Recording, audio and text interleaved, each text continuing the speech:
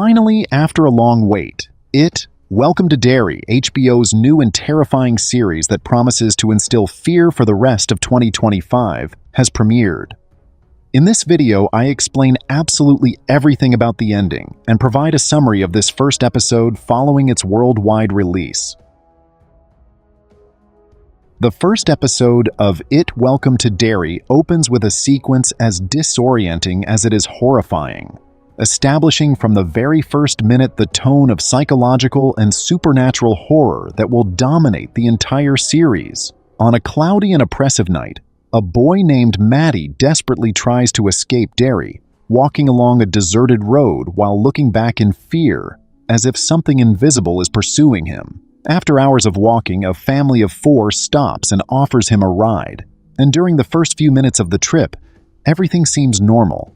The father smiles kindly, the mother sings softly, and the 2 young children watch him with curiosity. However, the atmosphere abruptly shifts when the family members begin to behave erratically and unnaturally, as if possessed by a presence. The tension peaks when the woman in the front seat begins to scream in pain, suddenly giving birth to an indescribable being. From her womb emerges a demonic baby, a creature with a human appearance but glowing eyes, pale skin, and small bat-like wings that unfold amid inhuman shrieks. In that instant, Matty tries to flee the vehicle, but the baby emits a guttural sound that shakes the surroundings, and the scene cuts abruptly amid screams and blood, without clearly showing the boy's fate. The series offers no direct explanation, leaving open the interpretation of whether the infant is a new incarnation, manifestation, or rebirth of Pennywise, introducing from the start the theme of the cyclical reincarnation of evil. This disturbing prologue becomes the axis of the plot, as 4 months after Matty's mysterious disappearance, 3 young people, Teddy, Phil, and Lily, begin investigating the case, delving into Derry's darkest secrets, and discovering that what happened was not an isolated accident, but the first symptom that evil is awakening again. With an atmosphere loaded with symbolism, paranoia, and body horror, this first episode not only serves as an introduction to the cycle of terror that defines the series, but also reinterprets Pennywise's origins, hinting that his power may not be limited to simply reappearing every 27 years, but to a deeper process of gestation, in which fear itself gives birth to evil. Following the disturbing prologue with Matty's disappearance, Welcome to Derry introduces the trio of young protagonists who will become the emotional heart of the story. Teddy, the impulsive but brave leader of the group. Phil, the most skeptical and rational, and Lily, the most sensitive and empathetic, whose fear of losing her friends becomes her greatest motivation. A few weeks after Matty vanishes without a trace, the 3 begin experiencing terrifying and inexplicable phenomena. Convinced that their friend might still be alive, the young people start their own investigation, retracing the places where he was last seen and discovering that the entire town seems to be hiding something.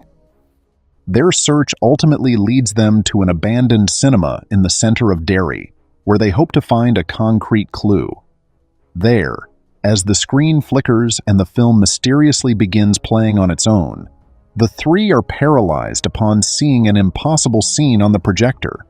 Matty is inside the movie, walking down a street that appears to be the same one where he disappeared, but his expression is vacant, as if he were a puppet under the control of something evil.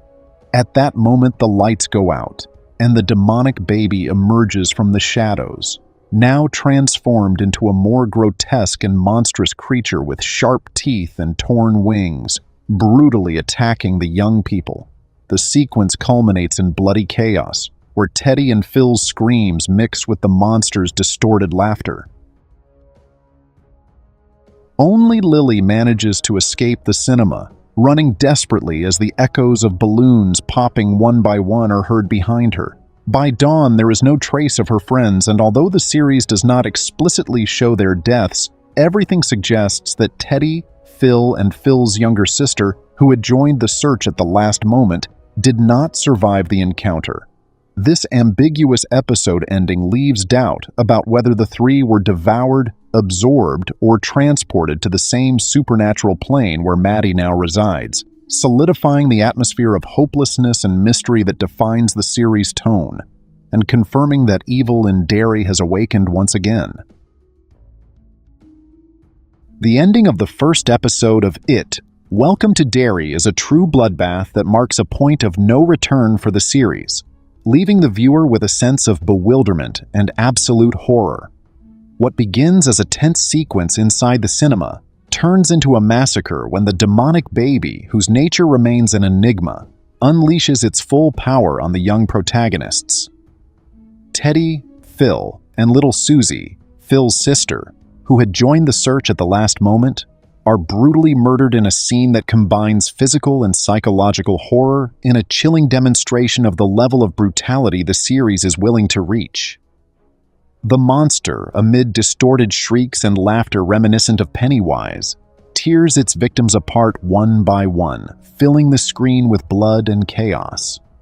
Only Lily escapes, running desperately toward the exit as the auditorium collapses around her, inexplicably protected by a small turtle-shaped amulet that Maddie had given her before disappearing.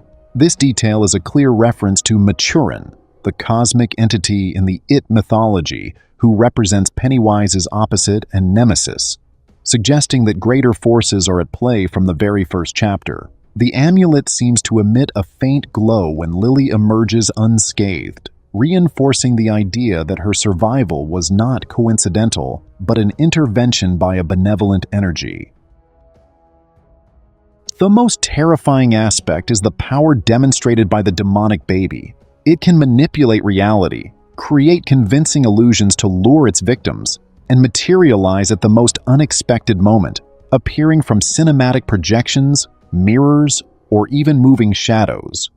This creature not only represents a new incarnation of evil, but a more primitive and uncontrolled manifestation of Pennywise himself, perhaps in a purer form or closer to the deadlights. The question that lingers is as disturbing as it is inevitable. If this being existed in the 1960s with such power, what happened afterward?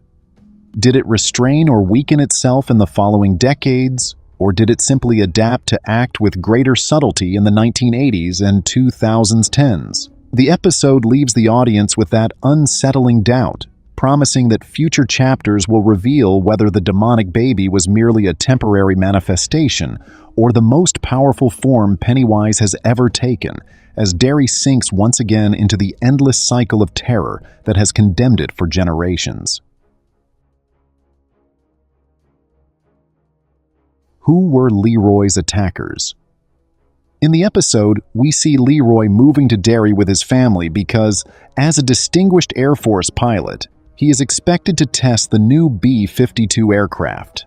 However, moments after entering the Derry Air Base, he and another recruit discover a mysterious compound, which turns out to be a special project.